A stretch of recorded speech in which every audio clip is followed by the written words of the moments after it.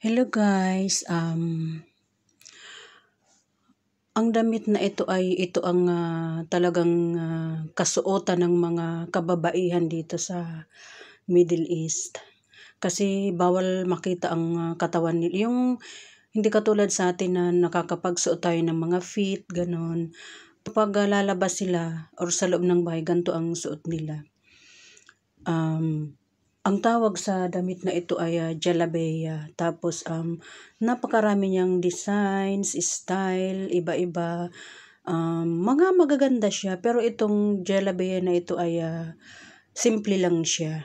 Pero ganyan siya kasimple, pero ang mamahal ng presyo niyan pag binibili yan nila madami.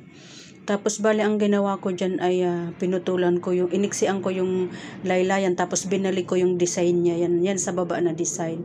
Tapos ganun din yung sa manggas niya, pinutulan ko din, tapos binalik ko rin yung design niya sa manggas. Kasi laging ganun ang damit nila, may design sa laylayan saka sa manggas, parehas yan palagi. So ayan, tapos na siya.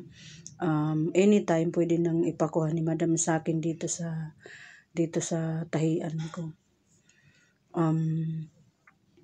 Yung guys, thank you so much for watching. Have a good day to all of you.